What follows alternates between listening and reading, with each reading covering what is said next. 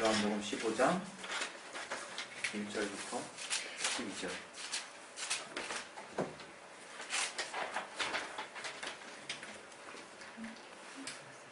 우리 교독을 하겠습니다. 1절부터 12절까지 제가 먼저 읽을게요.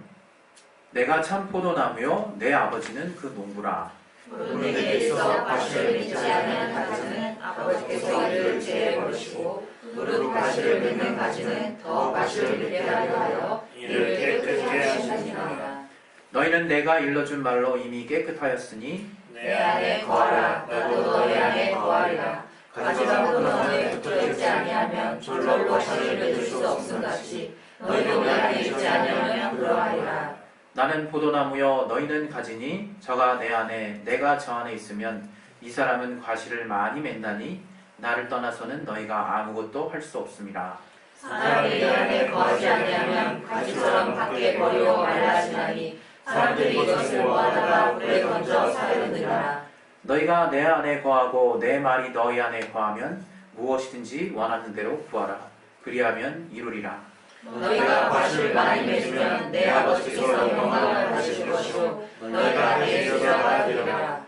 아버지께서 나를 사랑하신 것 같이 나도 너희를 사랑하였으니 나의 사랑 안에 거하라. 내가 아버지의 계명을 지켜 그의 사랑 안에 거하는 것 같이 너희도 내 계명을 지키면 내 사랑 안에 거하리라. 내가 이것을 너희에게 이름은 내 기쁨이 너희 안에 있어 너희 기쁨을 충만하게 하려 함이라. 내 계명은 곧 내가 너희를 사랑한 것 같이 너희도 서로 사랑하라 하는 이것이니라. 오늘 이 말씀 통해서 하나님이 우리에게 주시는 말씀 받을 수 있도록 충만하게 역사해달라고 우리 기도하겠습니다. 하나님 아버지, 오늘 이 말씀 통해서 주님의 말씀을 받을 수 있도록 내용을 충만하게 인도해 주시고 똑똑하게 구별해 주시고 아버지를 주시옵소서. 내게 말씀의 지혜와 지식과 능력 주시고 한 성령으로 감동시켜 주시고 역사해 주시옵소서. 깨닫게 하여 주시옵소서. 붙들어 주시옵소서. 주님께서 함께 하시면서 인도해 주시옵소서. 우리 모두에 거룩하여 주시옵소서. 이 말씀을 가지고 이제 이번 주 다음 주 이렇게 2주간 할 생각입니다. 하나님 우리에게 생명의 근원이 되시는 분이십니다. 창세기를 보면 하나님이 그 어두운 그 흑암에 질서를 부여하시는 장면을 우리가 이제 볼 수 있잖아요. 그래서 이런 먼지 그런 티끌 같은 것들을 한데로 모이게 하셔가지고 소위 말하는 우리가 흔히 지금 생각하는 이제 행성이 됐다라고 보시면 되겠죠. 그렇게 흑암 가운데 그 흙을 한 군데로 모아놓으시고 또 곳곳에 퍼져 있는 이 수증기 같은 그런 어떤 물기 같은 그런 것들을 또 이렇게 한데 이렇게 모아서 또 바다를 또 이루게 하시고 또 그 바다 가운데 또 그렇게 모여진 그 흙에서 묻이 드러나게 하시고 또 해와 달을 통해서 밤과 낮을 이렇게 주관하게 하시고 난 다음에 물론 그 이전에 이제 채소 땅에 이제 식물들을 이제 만드셨다고 나오죠. 그리고 난 다음에 하나님이 땅과 물과 하늘에 많은 생명체들을 만드셨어요. 그리고 우리가 아는 바와 같이 생육하고 번성하라고 얘기하시고 6일째 되는 날에 이제 인간을 이제 창조를 하셨죠. 참 그런 이게 과정을 보면요, 인간에게 하나님이 식물로 주신 것들이 씨 맺는 채소와 열매 맺는 나무에 열매 맺는 것들을 이제 식물 먹을 수 있는 음식물로 주셨다고 이렇게 딱 말씀을 하고 계세요. 그래서 우리 인간이라는 존재가 어떤 존재냐? 그냥 살 수 있는 존재가 된 거예요. 그냥. 그게 얼마나 복된 말씀인지. 그냥 우리가 자꾸 노력한다. 그것은 지금 굉장히 지금 이 시대에 필요한 절대로 빠질 수 없는 이제 우리 인간에게 있어서의 가치가 돼 있어요. 노력하지 않는 인간은 먹지도 말라고. 근데 이 성경에 의하면, 성경적인 사실에 의하면 그 당시 하나님께서 만드셨던 그 인류는 저가 그닥 크게 노력하지 않아도 먹을 수 있도록 하셨다는 거예요. 모든 씨 맺는 채소와 나무의 열매를 그냥 주셨어요. 그리고 특히 이제 우리가 아는 바와 같이 아담을 또 에덴에 두셔서 그곳에는 모든 나무들을 또 먹게 하셨죠. 그게 얼마나 축복이냐, 이게 그게. 예? 우린 그 사실을 잘 몰라요, 우리는. 그렇게 하나님이 우리를 그냥 살도록 하셨다는 것 자체가 얼마나 큰 축복인지 우린 모른다. 이게. 여러분, 우리가 요즘에 우리 살면서 참 복지국가 그리고 선진국 하면서 우리가 이 나라 저 나라 또 비교해 보기도 하고 우리나라의 현실을 막 생각해 보기도 하고 이러지만 이상하게 잘 사는 사람이든 못 사는 사람이든 사는 게 힘들어요. 사는 게. 사는 것 자체가 얼마나 힘드냐 이거예요, 우리가.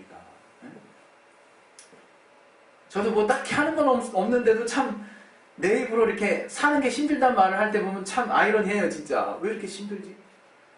이렇게 사는 것 자체가 왜 이렇게 힘들까?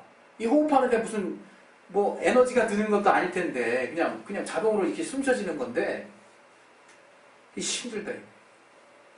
실제 현실도 우리가 수고하지 않으면 절대로 결실할 수 없는 현실이라는 거 우리 누구나 잘 알죠. 근데 우리는 언제부턴가 이게 당연한 인간의 삶이라고 여기고 있어요. 이게. 그리고 부인할 수 없는 거는 또 우리가 그렇게 살아야 되고. 근데 이것은 창세기의 말씀에 의하면 인간의 죄의 결과예요. 인간의 죄의 결과. 저가 마귀에게 속아서 하와가 그 선악을 알게 하는 실과를 아담에게 먹어서 아담이 불순종하는 죄를 저질렀다 할지라도 그 죄로 인해서 땅이 비로소 엉겅퀴를 냈다고 이제 표현하고 있어요. 엉겅퀴를. 땅이 이제는 스스로 우리에게 먹을 걸 제공해 주지 않는 상태가 됐다는 거예요. 그게 저주라고 얘기하고 있거든요. 창세기에 그걸 저주라고 얘기하고 있어요. 뭐 여자에게 해산하는 수고라든가 이런 또 여러 가지 부수적인 것들이 또 있지만 굉장히 상징적인 것으로 또 에덴에서 내쫓았다 이거예요. 밭을 경작하게 했다 이거예요. 그게 인간의 죄로 말미암는 결과예요. 육신의 결과. 그리고 우리가 또 아는 바와 같이 영원한 단절이 됐어요. 하나님과. 근데 우리가 예수를 만났다 이게 예수를 만났어요. 예수를 딱 만났더니 바로 이루어지게 된 사실이 뭐냐? 바로 우리 영이 살았다 이거. 다른 말로 우리 영의 기능이 회복됐다는 거죠. 하나님과 죄로 말미암아 막힌 담이 다 무력화되고 이제 하나님과 같이 우리 영이 소통할 수 있게 됐다 이거예요. 영이 죽을 수는 없는 거죠. 그러나 영이 죽었다고 말할 때는 그 영이 기능을 상실했었고 육신은 저주로 말미암아 땀에 젖어서 열심히 수고해야만 결실을 얻을 수밖에 없는 그런 처지에 정말 속해 있었고 그 땅에 있는 것들로 정말 그 결실로 만족할 수밖에 없는 그런 정말 죄의 결과를 우리가 가져왔다. 그러나 예수를 알고 나서 우리 영혼이 회복됨으로 말미암아 우리가 다시금 이제 예수의 생명으로 말미암아 이제 이렇게 살 수 있게 되는 거구나. 이렇게 그냥 자연스럽게 살 수 있게 되는 거구나 하는 걸 깨달은 거예요. 여러분, 저는 하나님을 믿는 게요, 절대로 우리 노력이라고 생각하지 않아요. 단 1%도 우리의 공로가 개입되지 않아요. 단 하나도 내가 무언가를 해서 하나님 우리를 구원하셨다고 말씀하시는 게 아니라요. 이제 옛사람으로 그 첫 아담의 때 우리가 죄로 물든 그 첫 아담의 때에서 벗어나서 이제 둘째 아담으로 오신 그 예수로 말미암아 아담의 죄를 짓기 이전 상태에 우리 영의 회복의 상태가 됐다. 하나님과 교통할 수 있는 상태. 그러나 육신은 여전히 땀을 흘려야 결실을 얻어요. 우리가 속고 있는 건 뭐냐면요, 자꾸 그게 전부라고 여겨지는 거예요. 그렇게 노력해서 얻은 뭔가가 바로 나를 이룬다라고 믿고 있는 것 같아요. 근데 신기하게 신앙생활 하면 할수록요, 반대로 간다라고 알게 돼요. 반대로 가고 있다. 정말 반대로 가고 있구나. 참, 이게 세상에서도 참 제가 이렇게 무협 영화를 좋아해서 저번에도 한번 잠깐 얘기한 것 같은데, 득도하면요, 뭐 힘을 빼래. 제가 탁구를 옛날에 잘 쳤거든요, 탁구를. 탁구 칠 때 소강력 드라이브가 맥히려면 어떻게 되는지 아십니까? 온몸에 힘을 빼야 돼요. 그리고 몸이 움직이는 대로 그냥 평소 익혔던 자세대로 휘두르면 돼. 그때 공이 걸리잖아요? 굉장히 빨리 들어가요, 상대방한테. 그게 이제 운동선수들마다의 그 노하우더라고. 다 그렇더라고, 대부분. 테니스도 그렇고, 역기들 때도 나 힘주는 줄 알았어. 제가 벤치프레스 하면서 느끼지 않습니까, 또? 힘주면서 하면요, 그냥, 여기에 그 뭐라 그랬죠? 그 젖산이 왕창 분비돼가지고요, 뻑뻑해져요. 점점 힘들어져요. 그러나 힘을 쫙 빼고, 내 근육에게 정말 온전한 힘을 맡긴 다음에 싹싹 들면 들어져요. 그러면서 운동이 쫙쫙 소위 이제 저들 사이에서 먹는다 그러죠. 근육이 먹어줘요. 모든 운동의 원리가 비슷하다. 제가 다 해보진 않았지만. 힘 빼라 얘기하죠. 비단천 이건 진리와 관련해서 연관되게 세상의 것들로 진리를 설명하려고 하는 게 아닙니다. 예수께서도 많은 비유를 통해서 진리를 깨닫지 못하는 제자들과 사람들에게 뭔가를 자꾸 알려주시려고 했어요. 저는 그 생각을 한다는 거예요, 지금. 우리가 오늘 포도나무와 가지에 대해서 얼마나 우린 다 사실은 이전에 불과 몇 분을 제외하고는 또 예수를 많이 알았던 자들이잖아요. 그러니까 포도나무와 가지 비유를 사실 많이 들었어요. 많이 들었어요. 그런데 그 포도나무의 가지의 비유에 대해서 우리가 잘 알고 있는 것 같으면서도 또 한편으로 또 우리가 오해하고 있는 것 중에 가장 큰 것이 하나님은 열매를 많이 맺어야 우리를 사랑한다라고 하는 생각이에요. 열매를 많이 맺지 않으면 내가 내침당할 것 같다라고 하는 두려움과 공포 가운데 신앙생활했던 사람이 얼마나 많은지 몰라요. 저는 이 시간 여러분에게 과감하고 담대하게 한 말씀 드리겠습니다. 오해하지 마시고. 뭔가 잘못된 것 여러분 들으신 부분이 있습니다. 혹시나 그렇게 받아들이고 결론 내고 있으시다면 분명히 본문에는 우리 보면 여기 이렇게 나와요. 예? 예? 15장 우리 8절에 너희가 과실을 많이 맺으면 내 아버지께서 영광을 받으실 것이요 너희가 내 제자가 되리라. 이 말씀이 나와요. 그리고 결론을 내려버린다. 어떻게 하면 과실을 많이 맺을까? 거기서 오류가 시작돼요. 거기서 편차가 점점 벌어지기 시작해요. 거기서 하나님의 마음, 하나님의 뜻과 우리를 향하신 뜻과 우리의 하나님께 나아가는 방향이 점점 벌어지기 시작한다. 그래서 바리새인과 서기관들의 모습을 우리가 2000년 전 예수의 공생의 삶을 통해서 볼 수 있잖아요. 저들을 비유하지 않을 수가 없어요. 예수께서도 정말 대표적으로 항상 비난하실 수밖에 없었던 그 모습이 그 모습을 취하고 있으니까 정말 주님께서 책망하실 수밖에 없는 모습. 그 바리새인과 서기관들은 정말 얼마나 열심히 이렇게 보였는지 몰라요. 백성들한테. 그리고 서기관이라고 하면요. 율법 학자예요. 학자. 율법에 대해서 해박한 성경에 대해서 모르는 게 없다고 느껴지는 자들이라 이거예요.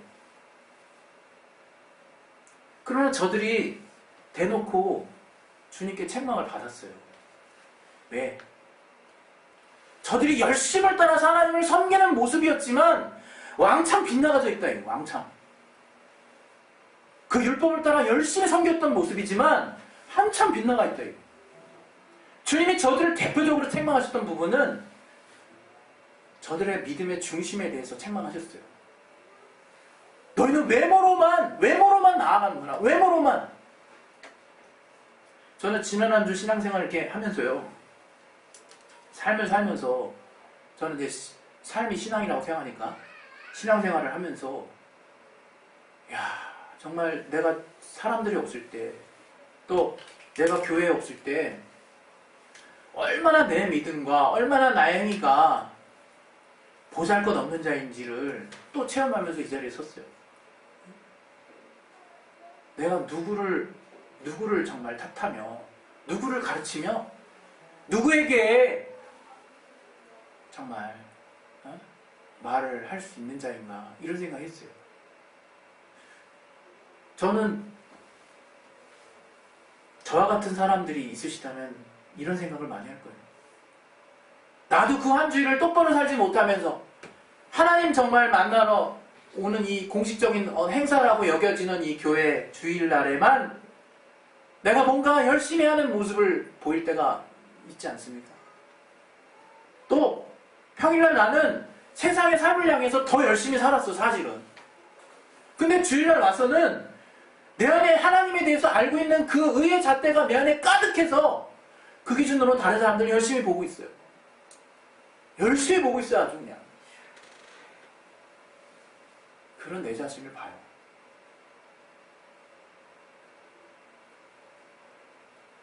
왜 전도서의 솔로몬이 전도서를 통해서 5번이나 헛되다 이런 말을 했는지 참 이해가 가요. 인간의 수고와 노력, 인간의 이 땅에서 하는, 해 아래서 하는 이 수고가 얼마나 부질없는데 그게 뭐 그렇게 잘났다고 나는 그렇게 그것을 가지고 정말 바둥바둥 되고 있을까?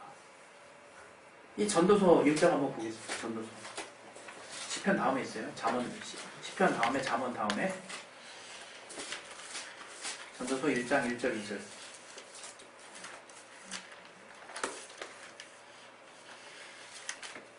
2절 3절 1장 2절 3절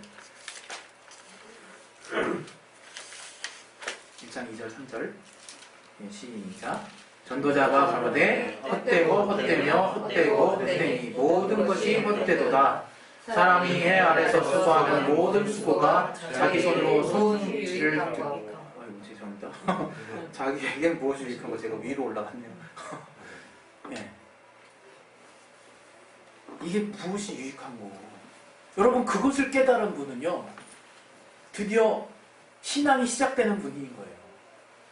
그렇다고 이거 모르고 지금 신앙하면 신앙이 아니냐 지금 제가 이런 논쟁하려고 지금 이런 말 꺼낸 게 아닙니다. 그냥 잘 한번 들어보시라는 거예요. 이렇게 자기 자신을 깨달은 자가 신앙이 시작되는 거예요. 자기 자신의 한계가 뭔지 딱 깨닫는 자가 그때 이제 신앙에 대해서 이제 알게 되는 거예요. 그래서 우리 포도나무의 가지를 통해서 우리가 알게 되는 건 뭐냐? 우리는 진짜 가지라는 우리는. 예? 여러분 포도나무에는요 농부 대신 아버지가 계시고 포도나무는 주님이라고 하셨어요. 예수.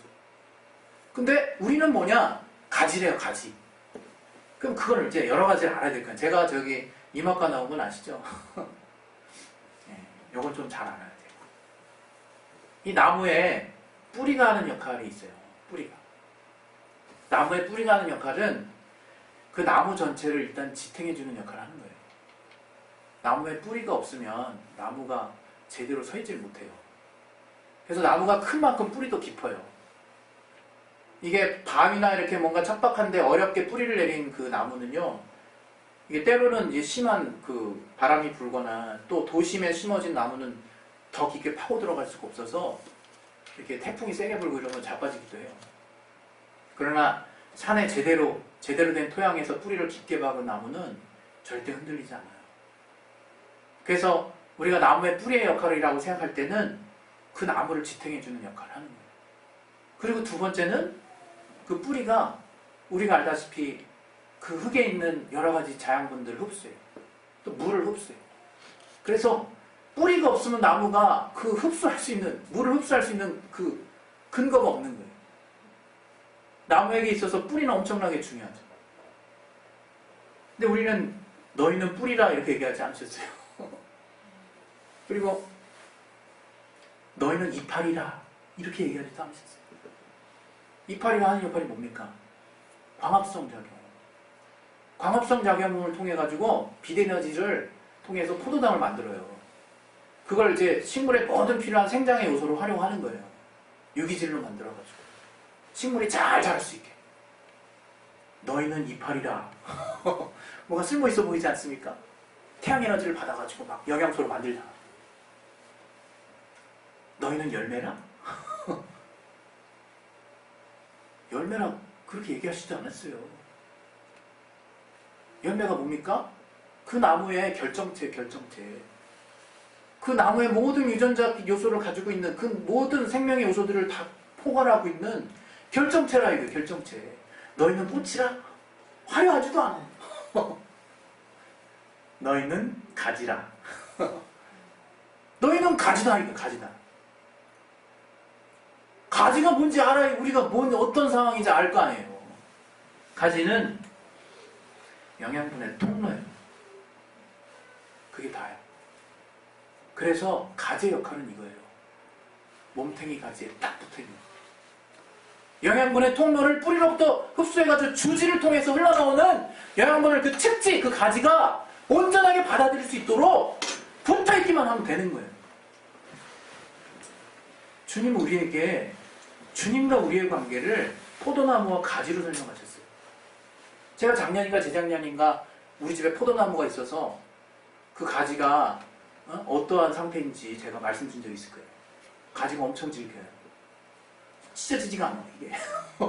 웬만한 힘으로 뜯어지지가 않아요. 뜯으려고 그러면 그 주지까지가 쭉 찢어져 나가요. 엄청 질기게 붙어 있어요. 근데 엄청 질기게 붙어 있는다는 게 뭐냐? 그 나무의 그 성분, 나무의 그 본래 가진 기질로 인해서 가지가 그렇게 그냥 붙어 있다 이게. 우리는 이 말씀 볼 때요, 내가 가지치기 당하지 않을까 겁내요. 붙어 있는 가지가 가지치기 당하지 않을까. 가지치기는 어떨 때 하는 거냐? 말라버린 가지일 때, 병든 가지일 때 잘라버리는 거예요. 그리고 수목적인 관상적인 목적으로 이 주변 나무에 어떤 간섭을 일으킬 때 잘라요. 그건 인간적인 목적이죠. 그러나 가지를 자르는 기본적인 목적은 고사된 나무, 고사된 가지, 말라버린 가지를 잘라버리고 병충해가 걸려버린 가지를 잘라버리는 거예요. 그럼 왜 고사되냐? 왜 병충해가 생겼느냐? 영양분을 충분하게 공급받지 못한 가지는 병들 수밖에 없는 거예요. 솔잎폭발이라고 솔잎에 아주 그냥 항상 이렇게 고질적으로 이렇게 막 돌아다니는 전염병이 있어요. 그거 방지하느라고 막 수간주사 놓고 막 곳곳에 막 난리를 쳐요. 이게 산림청에서 이렇게 때만 되면. 근데 참 신기한 거는 그럴 때 딱 보면요, 이게 딱 봐도 든든하고 아주 정말 튼실해 보이는 나무들은 잘 버텨요. 그냥 나무라고 다 같은 나무가 아니야. 그리고 이 나무가 뭔가 내년에 큰일이 일어날 것 같다고 불안한 상태에 있는 나무는 열매가 엄청 많이 열립니다. 또 자기 생명 보존하려고. 지가 어떻게 죽어버리면 어떻게 할 수가 없잖아. 우리 나무를 통해서 많은 교훈을 사실 얻을 수 있어요. 오늘 특별히 하나님께서 이 가지와 관련해서 우리에게 분명히 주시고자 하는 말씀이 있다는 거예요. 내게 꼭 붙어 있어라 하는 거예요. 주님께만 꼭 붙어 있어라 라고 말씀하시는 거예요. 근데 우리는 자꾸 딴짓한다 이거. 자꾸 지금 딴짓하고 있는 거예요. 여러분, 하루를 하루 종일 정말 주님의 일을 한다고 해서 주님을 잘 섬기는 게 아니에요. 내가 하루 종일 주의 말씀을 듣고 있는다고 해서 주님을 잘 섬기는 게 아니라 이거예요. 내가 정말 계속해서 뭔가 주님이 내게 무슨 일을 맡겨주신다는 것이 여러분에게서 신앙의 어떤 명예로서 작용하지 않아요.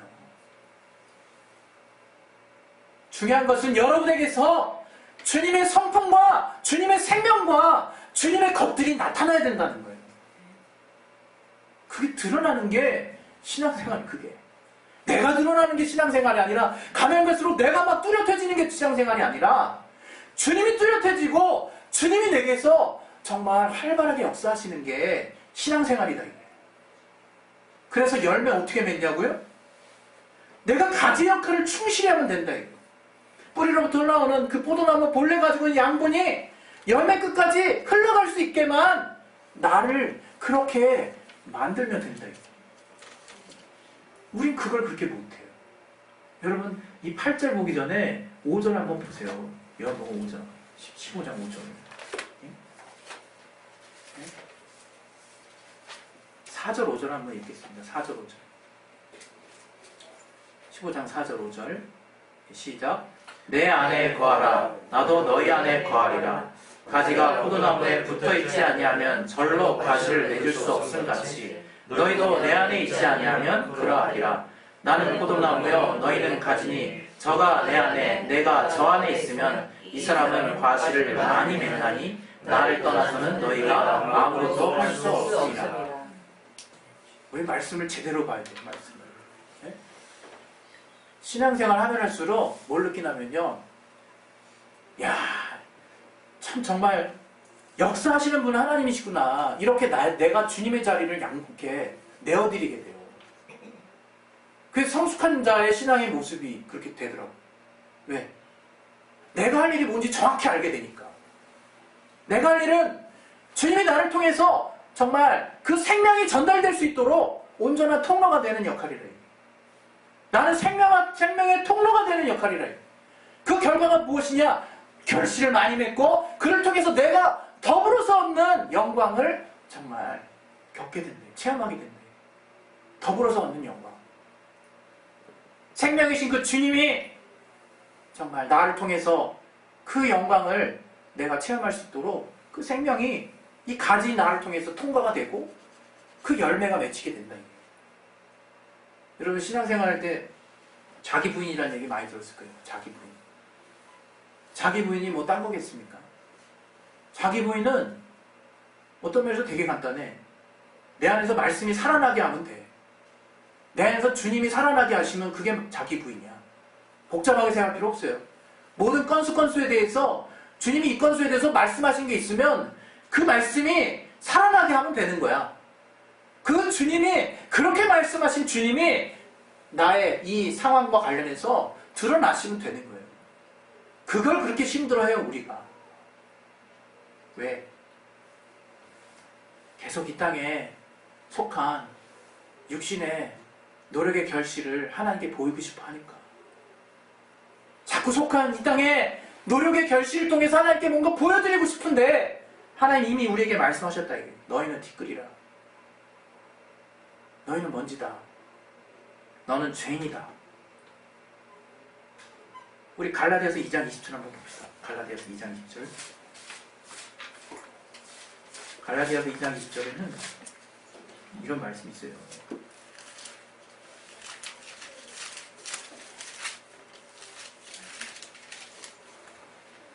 같이 읽겠습니다. 시작. 내가 그리스도와 함께 십자가에 못 박혔나니 그런즉 이제는 내가 산 것이 아니요 오직 내 안에 그리스도께서 사신 것이라. 이제 내가 육체 가운데 사는 것은 나를 사랑하사 나를 위하여 자기 몸을 버리신 하나님의 아들을 믿는 믿음 안에서 사는 것이라. 우리 또 하나 말씀 볼게요. 우리 빌립보서.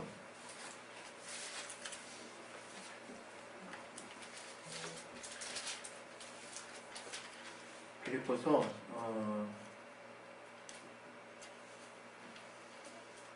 3장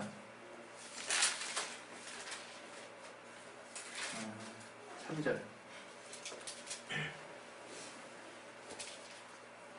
같이 한번 읽어보겠습니다. 시작. 하나님의 성령으로 봉사하며 그리스도 예수로 자랑하고 육체를 신뢰하지 아니하는 우리가 못 할례하리라. 우리 신앙생활 하나님 우리에게 어떻게 명하셨냐면 오직 성령으로 봉사할 뿐만 아니라 이제 그리스도 예수만으로 항상 자랑하는 자가 되라는 거예요. 오직 그리스도 예수만으로 자랑하는 자. 그래서 우리에게서 그리스도가 넉넉히 사실 수 있도록 정말 내가 사는 이유는 주님께서 나를 구원하신 그 구주의 은혜 때문입니다 라고 그렇게 고백하는 믿음 안에서 사는 것이 바로 그리스도로 사는 것이요. 정말 그렇게 사는 것이 가장 큰 우리의 자랑이라. 우리 시간에 그래서 정말 우리 연초에 오직 예수라고 하는 우리 정말 표어를 가지고 올 한 해를 같이 또 말씀들을 나누면서 할 것인데, 오늘 특별히 저와 여러분이 어떻게 살 것이냐라고 하나님께서 우리에게 부르신다면, 주님의 온전한 가지가 되어서, 온전한 생명의 통로가 되어서 내가 주님만을 자랑하는 자가 되겠습니다. 예? 그로 인해서 내가 얻는 기쁨이라는 건요, 여러분 겪지 않은 사람은 모르는 거예요. 우린 다 겪었잖아요. 주님이 나에게 생명의 통로가 됨으로 말미암아 그 생명이 나를 통해서 전하여지는 그 기쁨이 어떠한 기쁨인지 체험하지 않은 사람은 모른다니. 우리에게 그러한 기쁨이 있는 거예요. 그래서 이 시간 정말 하나님 앞에 기도하기 원합니다. 기도하실 때는, 기독교는 때로는 굉장히 치열하게 살아야 돼요, 이 세상에서. 왜? 분명한 사명을 가진 자이기 때문에. 근데 그 방향이 문제라는 거. 방향이 여러분 내면에 항상 누군가를 시기하고 미워하고 질투하고 있다면, 그걸 갖다 하나님은 사랑이라고 얘기하지 않으셨던 것처럼, 정말 여러분이 오직 주님에 의해서 여러분이 다 정말 비워지고 주님의 성품과 주님의 능력과 주님의 신성이 나타나시도록 그렇게 하는 삶을 사는 것이, 그게 신앙생활이라는 거예요. 제가 뭐 지금 잘하니까 이렇게 지금 여러분한테 지금 외치는 거겠습니까? 그렇게 한번 살아보자, 이거. 그렇게 주님의 성령을 통해서 그렇게 살 수 있도록 길을 여셨으니까. 이제 더 이상 이 땅에 자꾸 여러분 미련 두시고, 또 뭔가 정말 그런 거 두셔가지고 자꾸 실망하고 넘어지지 마시고, 이 세상에 나아가면 분명히 우리에게 때로는 우리에게 힘을 줄 수 있는 그런 부분들이 있습니다. 그러나 그것이 영원한 것은 아니라는 것을 분명히 아셨다면, 우리 안에 영원한 것을 주시는 그 주님이 드러나시게 하는 삶을 살 수 있도록 우리 그렇게 한번 해봅시다. 우리 다 부족하잖아요.